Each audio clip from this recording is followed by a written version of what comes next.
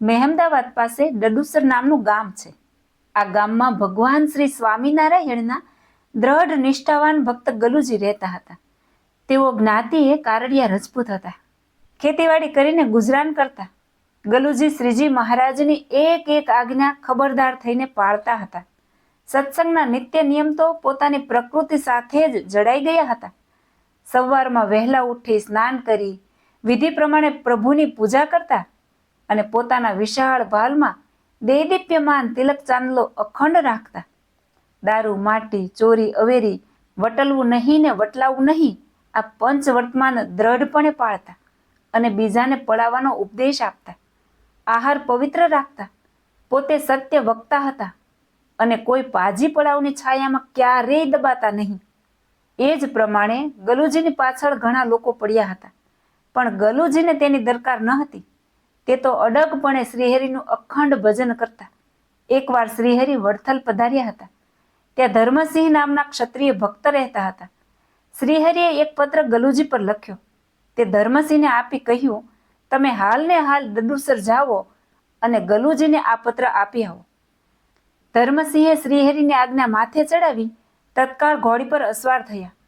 ગોરજ ટાણે ડડુસરના દીવડા દેખાણા. ધર્મસિંહ ખુશ થયા.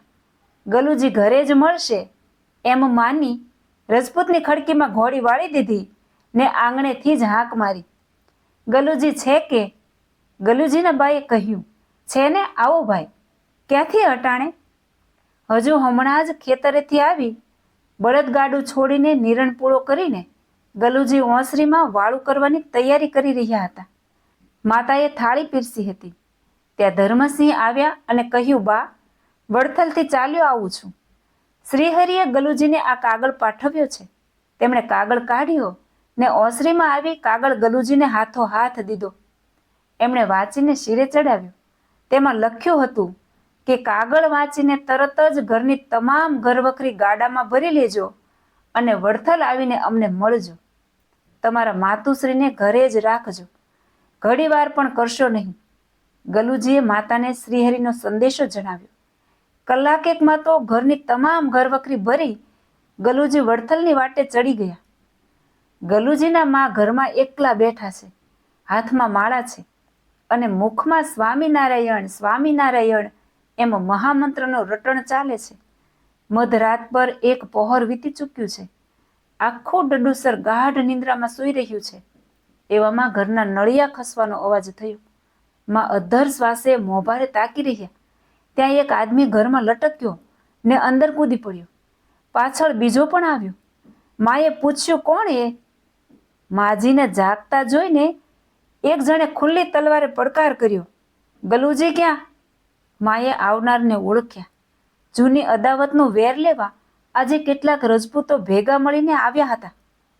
જરા પણ થડક્યા વિના માએ કહ્યું, ભાઈ, અમારા ભગવાન સ્વામિનારાયણે તેડાવ્યો હતો. તે ગલુજી તો ઘર વકરી ભરીને વડથલ ગયો છે. શું વાત છે? આવનારા રજપૂતો તો ચમક્યા. ભગવાનની નજરો ગલુજી સુધી પહોંચી ગઈ. અમારા કરતૂતનો અણસાર અંતર્યામીથી અજાણ્યો કેમ રહે? વેરીઓ તો વિચારમાં પડી ગયા. થોડી ક્ષણ તો મૌનમાં વીતી ગઈ. આખરે એક વેરી બોલ્યો, માફ કરો માળી, તમારા ભગવાન સાચા અને ગલુજી ભગત પણ સાચા. જો આજ ભગતને તેડાવી લીધા ના હોત તો ખરાખરીની થઈ જાત. ભગતને ભોમાં ભંડારીને આજ તો આ ઘરને લૂંટી લેવા આવ્યા હતા. પણ રામ રાખે તેને કોણ ચાખે? માં બોલી ઉઠ્યા, બાપ, મારા ગલુજીની રક્ષા કરવા તો સ્વામિનારાયણ ભગવાને તેને વડથલ તેડાવી લીધો છે. પણ તમારે પણ રક્ષા જોઈતી હોય તો આ વેર મૂકી દો. અદાવત્યા બોલ્યા, ખરી વાત છે માં. આજથી વેર પૂરા થાય છે. આજથી ગલુજીના ભગવાન એ અમારા પણ ભગવાન. અમારે અને એને હવે કોઈ વેર નથી. હવે અમને એ ભગવાનના આશીર્વાદ અપાવજો. એમ કહી સૌ માને પગે લાગી ઘર બહાર નીકળી ગયા.